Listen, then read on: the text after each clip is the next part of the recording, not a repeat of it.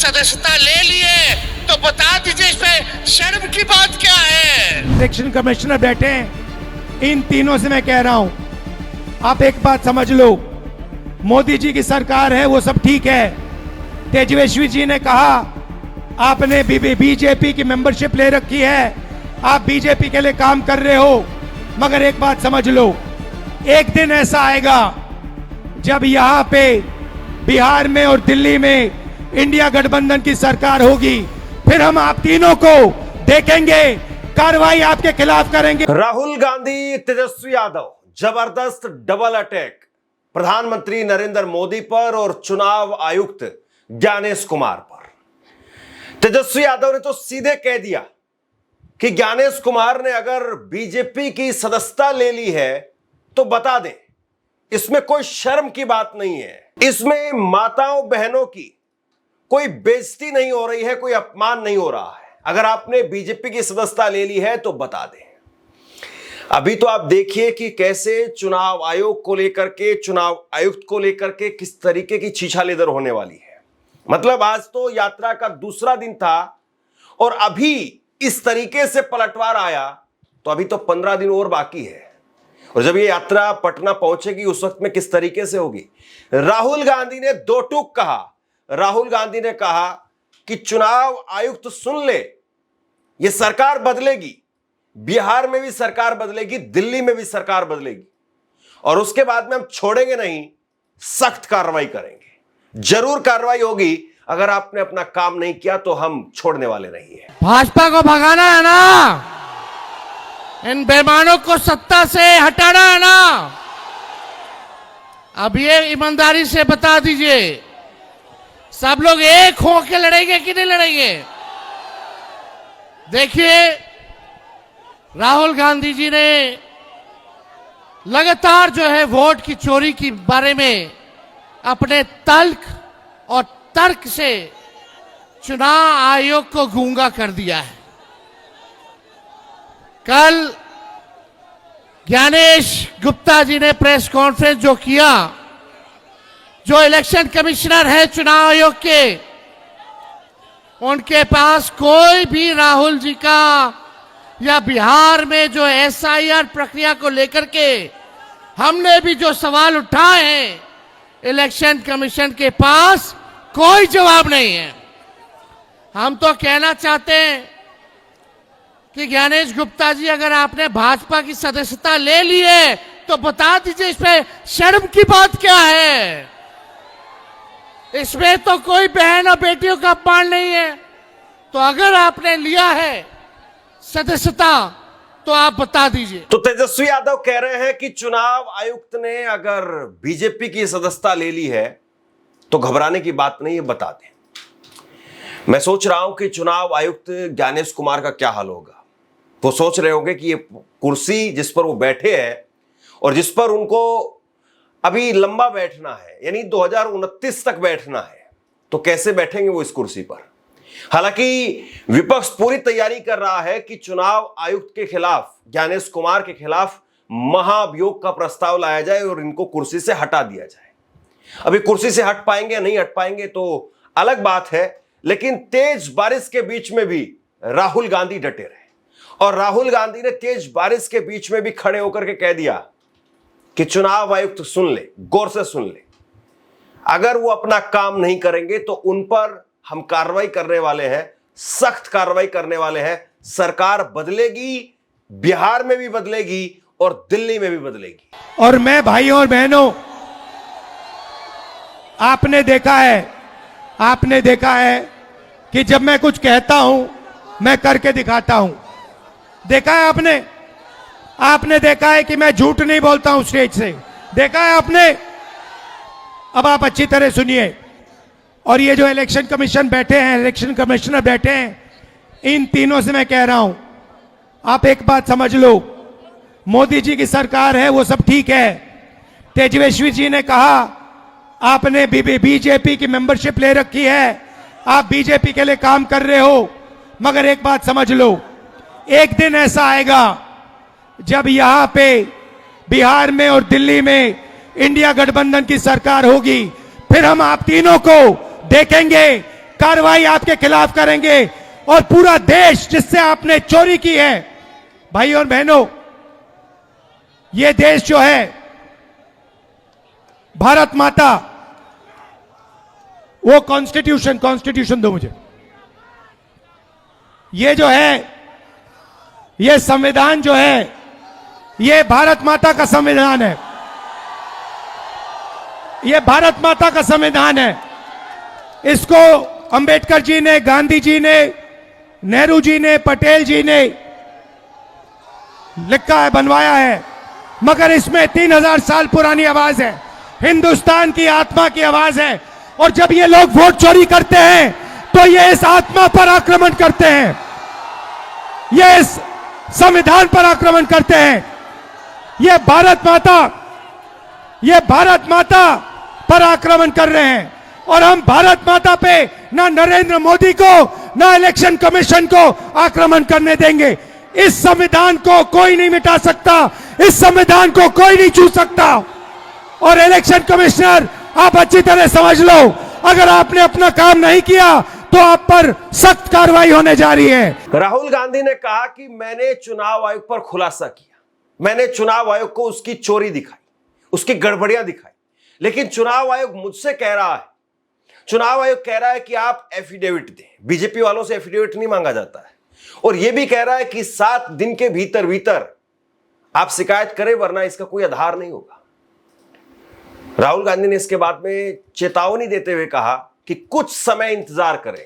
अब पता नहीं राहुल गांधी क्या करने वाले हैं, लेकिन उनका अंदाज आप देखिए।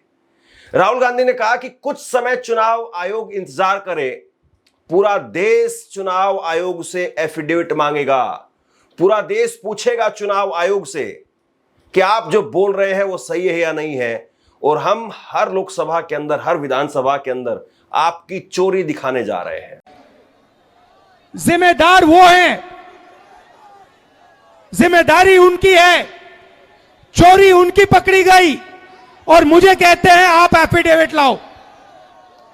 इलेक्शन कमीशन से मैं कहना चाहता हूं, पूरा देश आपसे एफिडेविट मांगने का काम करेगा। थोड़ा सा समय दे दो।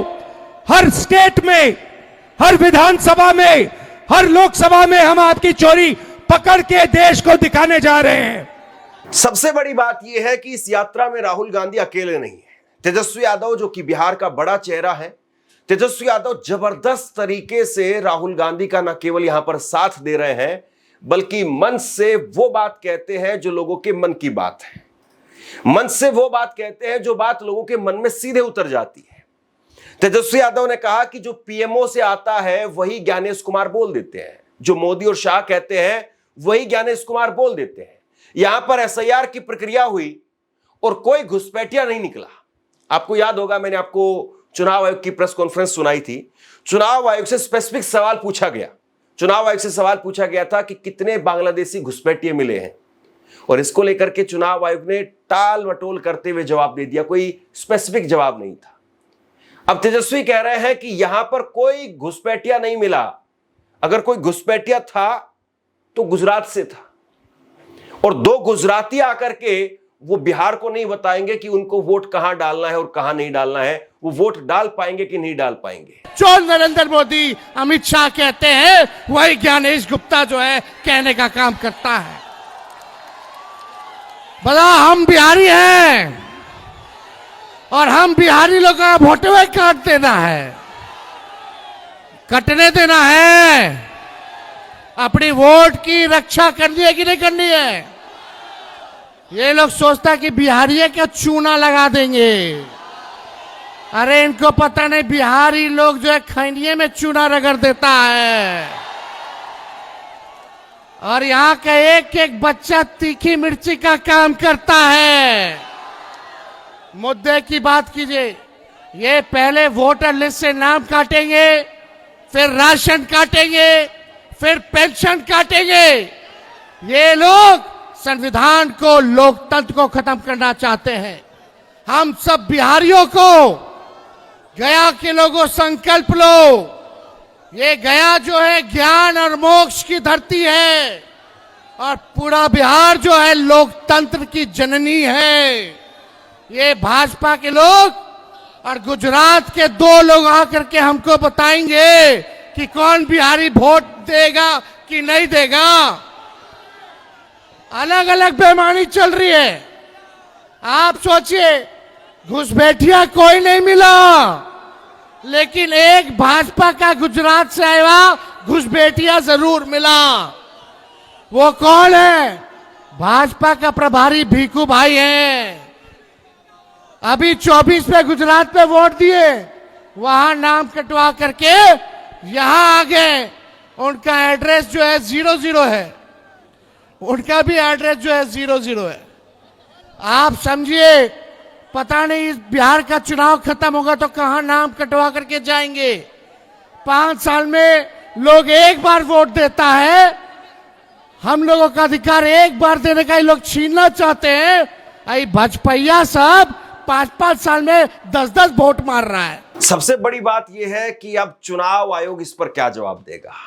चुनाव आयुक्त वो क्या जवाब देंगे, क्योंकि चुनाव आयुक्त जिस तरीके से ज्ञानेश कुमार साहब वो कह रहे थे कि या तो सबूत दो, हल्फनामा दो या माफी मांगो, क्या अब भी चुनाव आयुक्त के यही तेवर बरकरार रहेंगे? क्योंकि चुनाव आयुक्त जिस लहजे में बात कर रहा था, अब उससे भी 4 कदम आगे बढ़कर के विपक्ष उनके बारे में बात कर रहा है। और जाहिर सी बात है, चुनाव आयुक्त, मैंने जैसे पहले कहा, ज्ञानेश कुमार को अभी इस कुर्सी पर लंबा रहना है। अगर विपक्ष इसी तरीके से उन पर अटैक करता रहा तो शायद उनका ऐसा हाल हो जाए कि वो सामान्य रूप से सड़क पर भी ना चल पाए, क्योंकि लोग टोकने लगेंगे, पूछने लगेंगे कि क्या वाकई वोट चोरी करवा रहे हो आप। तो ऐसे में बहुत मुश्किल हो जाएगा। कैसे रोका जाएगा राहुल गांधी को, कैसे रोका जाएगा तेजस्वी यादव को, अपने आप में सबसे बड़ा सवाल इस वक्त में बन गया है। और ऐसा नहीं है कि इस यात्रा के अंदर केवल पॉलिटिकल बातें हो रही है, ऐसा नहीं है कि इस यात्रा में राहुल और तेजस्वी केवल वोट चोरी की ही बात कर रहे हैं। तेजस्वी ने कहा कि जब मोदी जी आएंगे तो उनसे पूछना कि यहां पर रोजगार क्यों नहीं देते हो, यहां पर उद्योग धंधे क्यों नहीं लगाते हो, हमें रोजगार क्यों नहीं मिला, हमारा रोजगार कहां गया। यानी सब कुछ आप गुजरात में देंगे, गुजरात में फैक्ट्रियां लगेंगी, गुजरात में बड़े बड़े हाईवे, बड़े बड़े प्रोजेक्ट्स बनाए जाएंगे, और बिहार के लोगों को क्या मिलेगा? बिहार के लोगों को 5 किलो चावल, 5 किलो राशन। मतलब बिहार के लोगों को बताया जाएगा कि देखो 5 किलो राशन मिल रहा है तो मोदी जी को वोट दो, और उधर जाकर के उद्योग धंधे फैक्ट्री लगाएंगे। इसीलिए तेजस्वी ने घेरा कि जब मोदी जी आए तो उनसे अपने रोजगार की बात पूछना, कहां गया मेरा रोजगार। तो आप सब लोगों का दिल से हम धन्यवाद देते हैं, प्रकट करते हैं। मोदी जी आएंगे तो कितने लोग बेरोजगार हो, जरा हाथ उठाना। एक ही नारा होना चाहिए। 11 साल से ये लोग ठग रहे रे भाई, अब ठगाना नहीं है, अब इनको ठगने का काम करना है। भाजपा के लोग आए तो बोलना कहाँ है मेरा रोजगार, क्यों नहीं आप गरीबी मिटाया आपने, क्यों नहीं उद्योग धंधे लगाए आपने। बड़े तादाद में लोग जो है बाहर जा रहे हैं, इसका बारे में बात कीजिए। राहुल गांधी, तेजस्वी यादव जिस तरीके से अटैक कर रहे हैं, निश्चित तौर पर बीजेपी के लिए और चुनाव आयोग के लिए बहुत मुश्किल होने वाला है। मेरी चिंता एक नागरिक के तौर पर, एक पत्रकार के तौर पर इस बात को लेकर के भी है कि कहीं ऐसा ना हो कि देश में चुनाव आयोग के खिलाफ कहीं अराजकता का माहौल तो पैदा नहीं हो जाएगा। लेकिन इसको रोकना किसकी जिम्मेदारी है? अब सबसे बड़ा सवाल यह है कि चुनाव आयुक्त के पास में एक बड़ा मौका था, अच्छा मौका था कि वो ये कहते कि हां वाकई हम सवाल जो राहुल गांधी की तरफ से या तमाम विपक्षी पार्टियों की तरफ से रखे जा रहे हैं उनकी जांच करवा रहे हैं। वो ये बात कह सकते थे, इस मुद्दे को शांत कर सकते थे, लेकिन उन्होंने उल्टा राहुल गांधी को जिस तरीके से चैलेंज किया कि सबूत दो, हल्फनामा दो, वरना माफी मांगो। ये जो लहजा है, ये लहजा राजनीतिक लोगों को भी फिर उकसाएगा। अगर आप इस लहजे में बात करेंगे तो राजनीतिक लोग वो किस लहजे में बात करेंगे।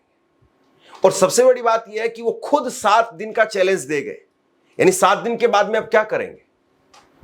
राहुल गांधी इसी बात को कह रहे हैं। तो चुनाव आयुक्त जिनके पास में अच्छा मौका था, क्या वो फिर प्रेस कॉन्फ्रेंस करने के लिए आएंगे, या 7 दिनों के बाद में वो ये सोच रहे थे कि मामला शांत हो जाएगा, लेकिन राहुल गांधी की तेवर वो बताते हैं कि वो इस मामले को शांत नहीं होने देंगे। समक्ष, सारे मीडिया के समक्ष ये कहना कि अगर मतदाता सूची में आपका नाम एक बार और है तो आपने 2 बार मतदान किया होगा और कानूनी अपराध किया होगा, और मेरे सर सारे मतदाताओं को अपराधी बनाना और चुनाव आयोग शांत रहे, संभव नहीं। हलफनामा देना होगा या देश से माफी मांगनी होगी, तीसरा विकल्प नहीं है। आपके माध्यम से मैं यह भी कहना चाहता हूं, अगर 7 दिन में हलफनामा नहीं मिला तो इसका अर्थ ये सारे आरोप निराधार हैं और हमारे मतदाताओं को यह कहना कि वो फर्जी हैं, इसके ऊपर जो भी इस बात को बोल रहा है उसको माफी मांगनी चाहिए। अभी 2 दिन हुए हैं इस यात्रा के, और 2 दिनों की इस यात्रा में राहुल गांधी सीसीटीवी फुटेज को लेकर के, चुनाव आयोग की जो लिस्ट है वोटर लिस्ट उसको लेकर के, वोटर लिस्ट डिजिटल क्यों नहीं है इसको लेकर के, और अब कार्रवाई की बात करने लगे। अभी तो 10-15 दिन बाकी है। चुनाव आयोग वो किस तरीके से इनका जवाब देगा, क्योंकि मिसलीडिंग एक चीज एक वक्त तक काम करती है। अगर आप मिसलीडिंग का ठप्पा लगा लगा करके चलते चले जाएंगे तो कब तक जो है वो लोग उसको सीरियसली लेंगे। और ऐसे में राहुल गांधी तेजस्वी यादव की जोड़ी 15 दिनों तक अगर सड़क पर इसी तरीके से दंदनाती रही, धाड़ती रही, तो फिर उसके बाद में बीजेपी के लिए भी मुश्किलें खड़ी हो जाएंगी। क्योंकि अगर लोगों के अंदर यह विश्वास बैठ गया कि वहां गड़बड़ है, इधर ही जाना है, इधर बम्पर तरीके से जाना है, तो फिर वहां वालों का क्या होगा। और कहीं ऐसा हुआ कि इस इधर वाले वो आए नहीं वोट डालने के लिए, तो फिर इधर वालों का क्या होगा।